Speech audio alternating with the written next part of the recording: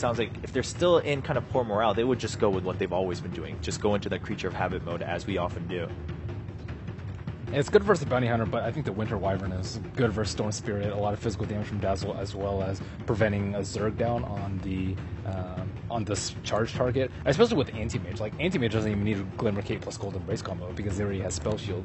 So it's decent, but I already think they have a pretty good lineup to play against it. I would like it, though. I think that it's more the style that they need. Just disrupt EG early and pressure the Anti-Mage. And the Quap, of course. I mean, teamfights is one thing where when you get to the mid-late game where they start structuring it and they can keep protecting their anti-mage, but when you look at the laning stage, Wyvern can't be everywhere at once. Mm-hmm. And PPD has generally been really good at playing his Wyvern in lane, but most likely AM will actually need the help. That's the thing. Like, it's difficult for Wyvern to constantly move around. Let's say you play Dazzle Shaker off lane, actually. That could be totally doable here for Team Empire, and then just roam the Spirit Breaker, safe lane Storm, mid lane the Shadow Fiend. Then PPD kind of needs to stay in that top lane and protect Fear. So if they get that idea and put that lane setup, I would actually like their strat. This is a very similar idea, albeit with a different pick. So I'm also on board with this. I'm also very biased toward Night Stalker. I really like the hero. So I'm very happy we see this. Crippling Fear against Anti-Mage and Quap is great.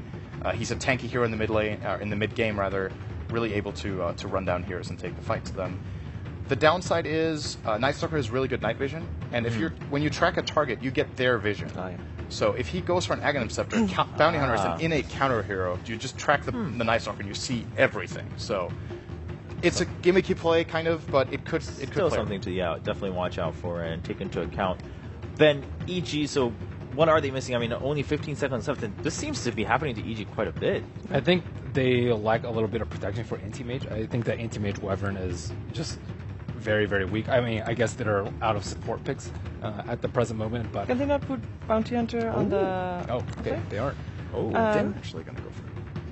I was not expecting that, but I'll take credit somehow. Yeah, I mean, you did definitely make money. You brought it on the board. We'll definitely give it to you. And it's actually jungling. I thought this was going to go off lane, and that they would then put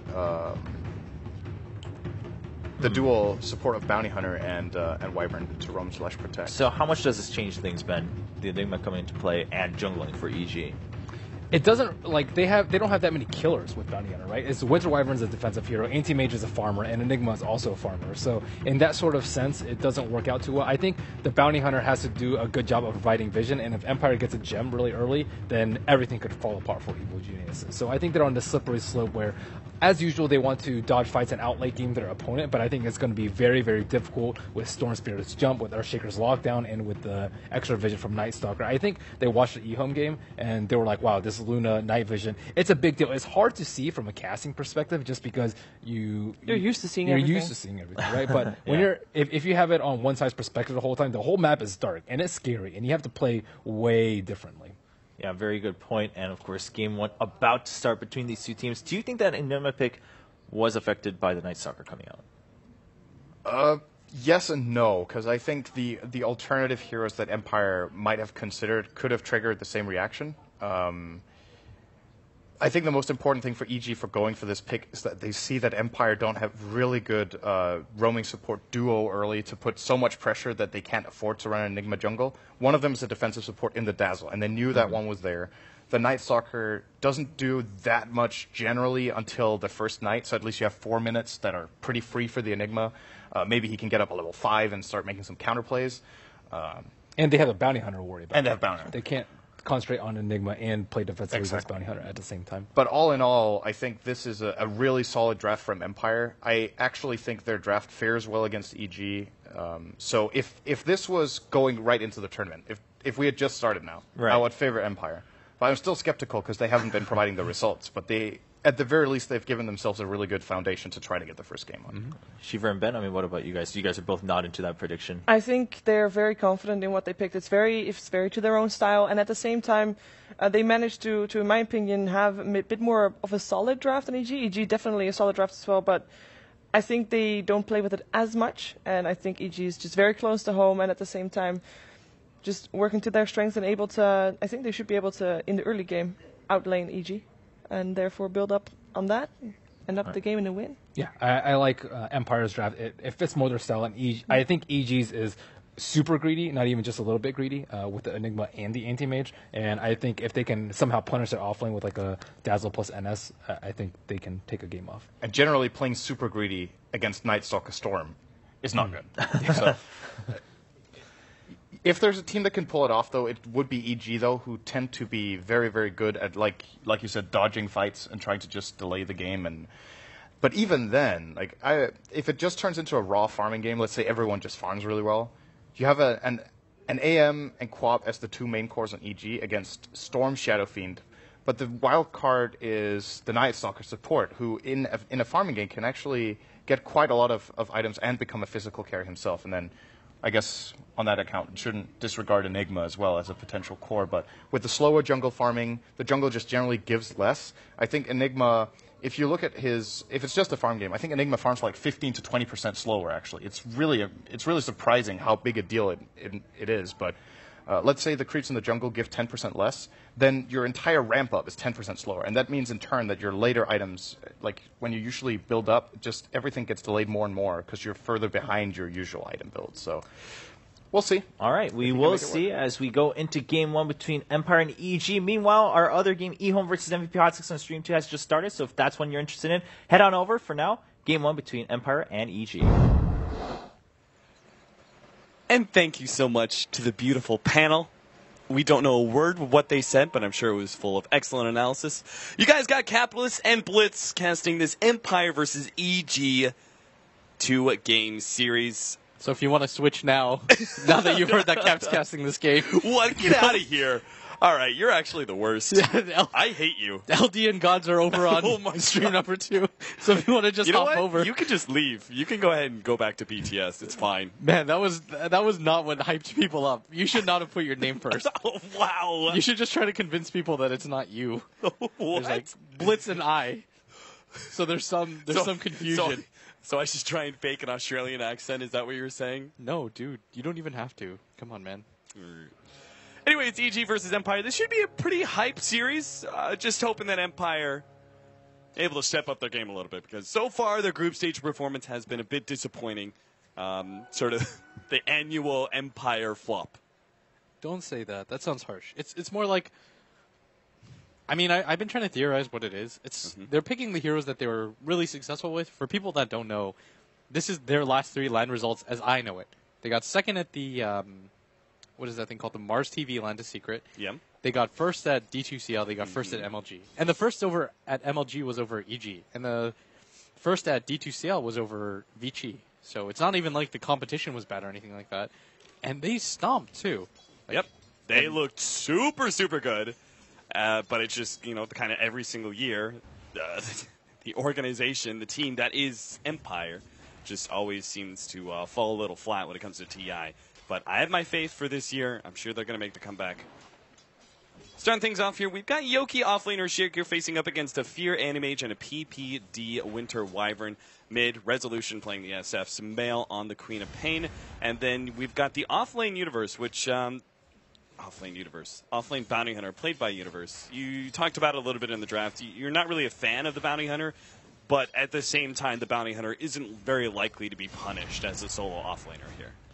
Yeah, and I think you want AUI to play a slightly greedier hero or one that has better big play potential. Like, there's no Rubik on the other team from Aloha Dance or anything like that, so the hero should be pretty strong. And you needed a mech carrier, more importantly. Like, if you look at Empire's lineup, they have a lot of burst, but they don't actually have follow-up sustain.